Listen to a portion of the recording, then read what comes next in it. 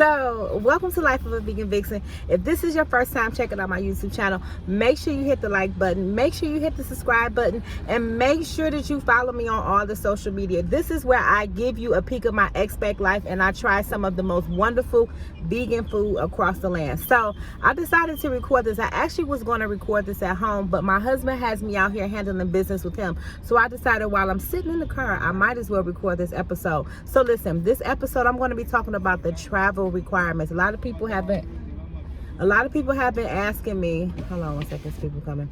A lot of people have been asking me, like, how is it with traveling? What are some of the steps? How do I get to Nigeria? What I need to do? Can I call? Blah, blah, blah.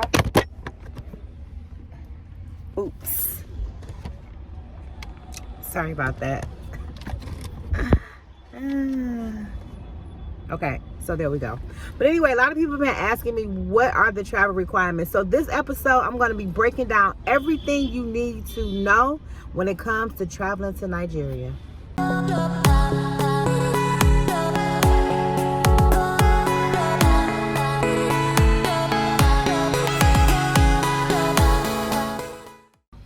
So listen, when it comes to coming to Nigeria, having a plane ticket is not the first thing you need to be worried about. You have to have a visa to come to this country. And it's not like a visa where you could just go online and fill it out. No, they take you through the ringer, and you have to be approved, and you have to go through a process, and you have to have paperwork. So one of the first things that you have to do is when you decide to make your trip or your move to Nigeria, you have to set a date and say, these are the days that I want to go to Nigeria, right? So you have to have all of these things in order. You have to have your passport, of course, which is essential. It needs to be valid for 6 months. And okay, so when you go for your visa appointment, right, you have to set it up. Now, I was in Atlanta, but I had to travel to Maryland. I don't know how things are right now. You might be able to go to your local branch, but I doubt it. You probably will have to go to the Maryland office. So you have to set up an appointment. And I'll have all that information below on where you go to set your appointment, how you go to set your appointment for your visa. But this is how you get prepped for your visa, because this is the first thing that you need to worry about. So the first thing is, like I said before, you have to have your passport. You have to have your travel arrangements. You have to have whether you purchase your tickets, which I wouldn't suggest that you actually purchase your tickets, but you set up the itinerary and when you intend to leave the United States or wherever you're going from, and when you intend to return back. So you have to have a printout. And if you go to any of these booking sites, you can create like an itinerary to look and see when you want to fly and how much it's going to cost. So that's number one. The second thing is you have to have your arrangements and where you're going to be staying.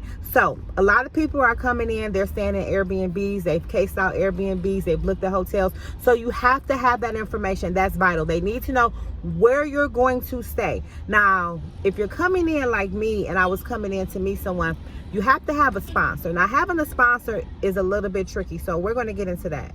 So the first things first is you have to have an invite letter, right?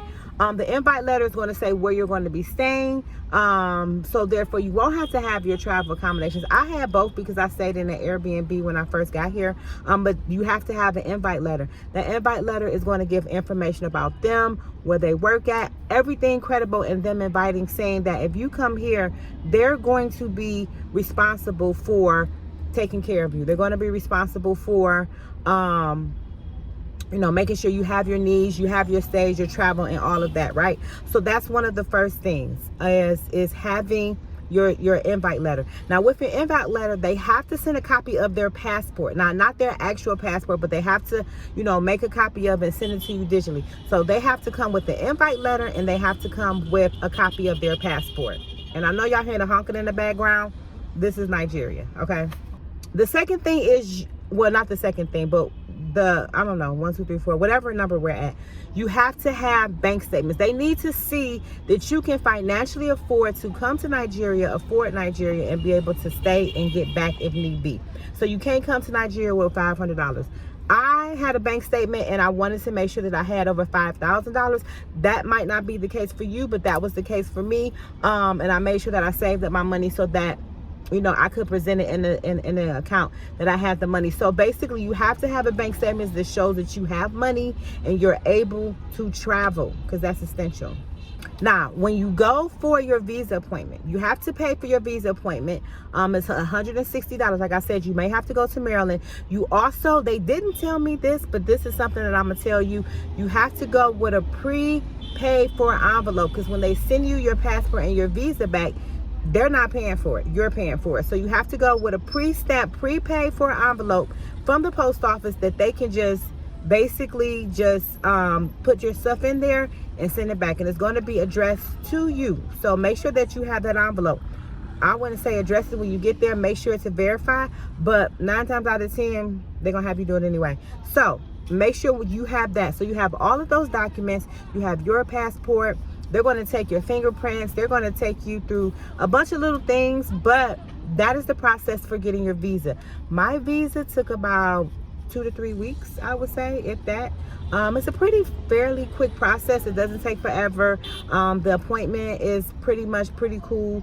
Once you get in, you handle all the stuff you need. They may, there may be additional things. So if I find any additional documents that you have to have now in 2022 that I don't know about, I'll have that information below with the link to set up your appointment to go to the visa office.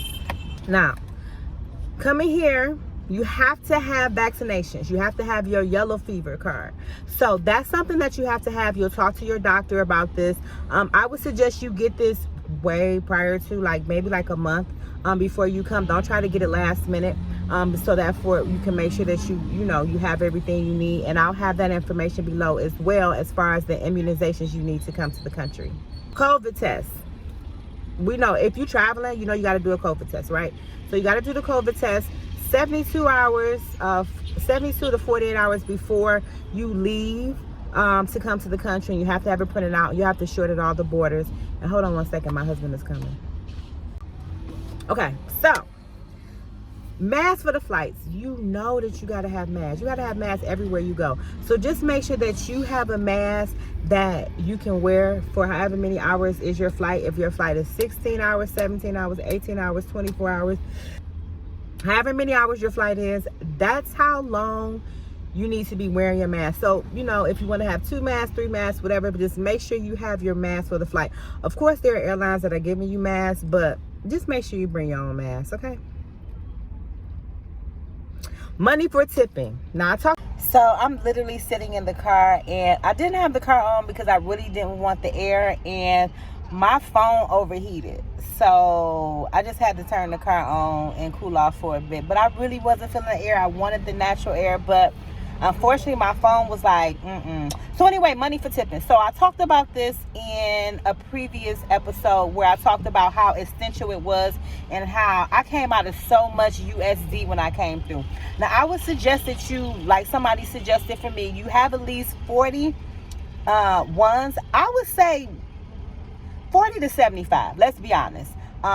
Especially if you're coming with a lot of bags. Have 40 to 75 ones that you can disperse, because they are going to hit you for tipping. I'm sorry, that's just the nature of Nigeria's airport. My husband even had to tip. I don't know how much their salary is, and I think that they make majority of their money off of tips and side deals. So just be prepared for that. Don't say I didn't warn you. Don't say I didn't tell you what to do. Don't say that you wasn't ready, especially if you watch this video all the way through, okay? So anyway, the next thing is water pills. Now, this might not apply to you, but it applied to me. When I went from being in Atlanta to being this close to the equator, my feet swelled up, and I couldn't wear a lot of my shoes, my Dior espadrilles. I haven't wore yet. Well, actually, I haven't worn it because the ground is very dirty when you walk around, and I didn't really want to have to clean my shoes. They're more vacation shoes, but my feet swell up. So, and it wasn't like I was eating a lot of salt or eating crazy or I have any type of underlying issues. It's just that when traveling and coming to this close to the equator, my body had to shift. And so I would say just keep water pills just in case. And this is just a tip that people really don't talk about, but I'm going to tell you because that's what this video is about, right? Okay, so have a sense of the Niger culture, right? The people, when they greet, they say ma. They say babe. They bow. They do a curtsy. The whole culture is totally different. So so you won't look like a fish out of water, and you won't say things to offend people. Like, here, bitch means prostitute, right? So a lot of shit is totally different. Like, the hood of the car is a bonnet, it's not a hood. So with that being said, you know that there's going to be a difference. So please, if you can, I don't know if you need to watch Niger videos, I don't know if you need to watch a bunch of other Niger vloggers, and I'm doing my best to give you information, but please be aware of the culture. That's first and foremost. So that way, you know, listening to Nigerian music and watching movies is one thing, but be aware of the culture, the different tribes, whether it's Yoruba, Igbo, Hausa. Know the difference, know the lingo, know, you know, a bit of the language if you can, especially if you're going to be dealing with a certain tribe of people. Know a little bit of their native language. That'll take you a long way here, okay? Lodging suggestions. Now, if you're coming in through Lagos Airport, I suggest you stay in Victoria Island. Victoria Island is where I absolutely love. We don't live in Victoria Island right now, but you know, a lot of times we go there anytime we're doing an Airbnb, anytime we're going, you know, on a little like vacation, we're going to Victoria Island. Victoria Island has a bunch of Airbnbs, a bunch of hotels, a bunch of food, vegan food, non-vegan food, a bunch of high-end restaurants, 24-hour restaurants. Victoria Island is where it's at, okay? It's not so much of the hustle and bustle of Nigeria or Lagos that you might get in the mainland. It's a lot chiller, and that's a good introduction into Nigeria. If you want to go and get gritty and get to the mainland, then by all means suit yourself. But for a person like me, I would suggest staying in Victoria Island. Or if you're going to Abuja, I haven't been to Abuja yet. I gotta check out Abuja. I heard very nice things about Abuja, so that's my next thing to do is to check out Abuja. But Victoria Island is where it's at, okay? So listen, that's it for this episode. I will be giving you more videos about my expat life. That's what I'm geared to. I'm geared to just give you more content so you can understand my expat life. But also I have vegan recipes, vegan food reviews. Vegan food is coming back. I miss my vegan food. I've been on the hunt. I actually been lazy and just been eating like the jollof rice and the stuff that I told y'all about. But I'm going to really get into the food because that's what y'all here for. Y'all want to know about this vegan food, right? So I got you. Anyway, make sure you subscribe to my YouTube channel. Make sure you stay tuned for all of my vlogs. And make sure you stay locked for season 2 of Life of a Vegan Vixen because I got something. I'm super excited about that. But anyway, excuse me, I got so riled up, my throat got scratchy. But anyway, I'm super excited. I can't wait to give y'all more about my expat life in Nigeria. I'm out of here. Peace. Changing lives becomes easy when you're amongst others on the same vibration. Join the Vegan Vixen tribe today and become a part of a life-changing experience. The tribe membership includes daily vegan recipes, daily motivation, weekly Zoom workouts, meditation and meetups, discounts to various holistic and spiritual services, 50% off all Vegan Vixen collection for life, monthly trivia with chance to win prizes from the Vegan Foodie. Every member will receive a digital personalized membership card.